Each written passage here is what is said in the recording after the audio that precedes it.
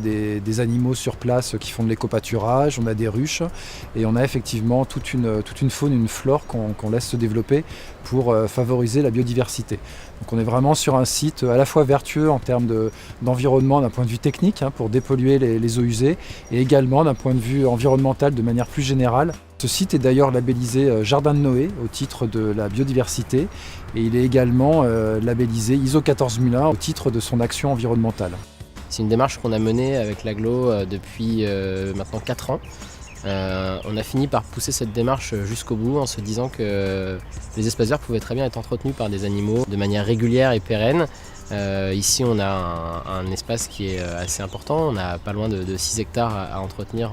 On a énormément de visites sur cette station d'épuration, on a à peu près une trentaine de classes par an qui viennent visiter l'usine. Une visite pas forcément axée uniquement sur le process de traitement d'eau, mais sur l'environnement dans sa globalité et la préservation de la biodiversité dans sa globalité. Au bout de 4 ans, on a pu prouver qu'on avait un certain nombre d'espèces qui revenaient, qui avaient complètement disparu du site. On avait fait un premier état des lieux avant de commencer. On a des résultats qui sont très intéressants en papillons, en escargots, mais aussi en chauve-souris. On a énormément de chauves-souris qui viennent peupler le site. On a aussi des rapaces. On a eu un couple de grands-ducs qui sont venus peupler le site. C'est très rare ici maintenant en Seine-et-Marne. Donc ça veut dire que la nature reprend quelque peu ses droits tout en étant maîtrisée, contrôlée.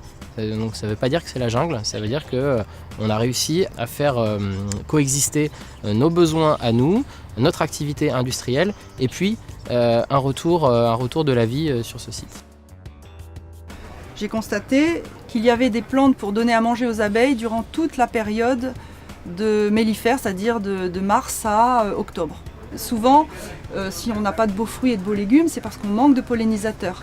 Je prends l'exemple des cucurbitacées. Si des gens ont ce genre de légumes qui sont les potirons, les citrouilles, les melons, les concombres dans leur jardin, sans abeilles, il n'y a que l'abeille domestique qui pollinise et est à l'origine de la production de ces légumes.